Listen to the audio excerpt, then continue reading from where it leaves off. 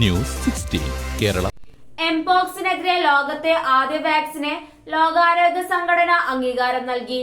എംപോക്സിനെതിരെയുള്ള ലോകത്തെ ആദ്യ വാക്സിന് ലോകാരോഗ്യ സംഘടന അംഗീകാരം നൽകി. ബയോടെക്നോളജി കമ്പനിയായ ബവേറിയൻ നോർഡിക് വികസിപ്പിച്ചെടുത്ത MVA-BN വാക്സിനാണ് WHO പ്രീ ക്വാളിഫിക്കേഷൻ അംഗീകാരം നൽകിയത്. ആഫ്രിക്കയിൽ ഉൾപ്പെടെ ലോകത്തിന്റെ പല ഭാഗങ്ങളിലും എംപോക്സ് വ്യാപിക്കുന്ന പശ്ചാത്തലത്തിലാണ് വാക്സിന് ലോകാരോഗ്യ സംഘടന അനുമതി നൽകിയത്. ബവേറിയൻ നോർഡിക് കമ്പനി പുറത്തിറക്കിയ വാക്സിനാണ് അനുമതി നൽകിയത്.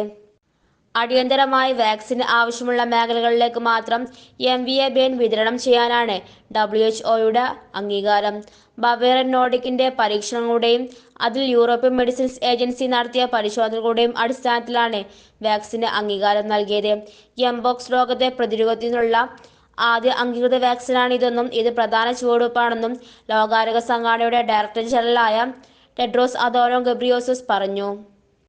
ആഫ്രിക്കയിൽ നിലവിലുള്ള രോഗവ്യാപന പശ്ചാത്തലത്തിലും ഭാവിയിലും എംപോക്സ് പ്രതിരോധത്തിന് വാക്സിൻ സഹായകമാകുമെന്നും അദ്ദേഹം പറഞ്ഞു.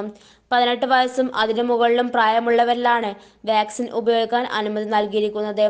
എന്നാൽ ഭാവിയിൽ രോഗവ്യാപനം അനിയന്ത്രിതമായാൽ 18 വയസ്സിനും താഴെയുള്ളവരിലും ഉപയോഗിക്കാൻ അനുമതി നൽകും. 2022 മുതൽ ലോകത്തിന്റെ പല ഭാഗങ്ങളിലും എംപോക്സ് വ്യാപനമുണ്ടെങ്കിലും കഴിഞ്ഞ കുറച്ചു നാളുകളായി തീവ്ര വ്യാപനമുണ്ട്. വെസ്റ്റ്, സെൻട്രൽ, ഈസ്റ്റ് ആഫ്രിക്കൻ രാജ്യങ്ങളിലാണ് രോഗവ്യാപനമുള്ളത്. അമേരിക്കയിലും യൂറോപ്പിലും രോഗികളുടെ നിരക്കിൽ വർധനയുണ്ട്. News 16 news desk. പക്ഷമില്ല, വിവേചനമില്ല. നേരിനൊപ്പം, നാടിനൊപ്പം, നാട്ടുകാർക്കൊപ്പം. News 16 Kerala channel.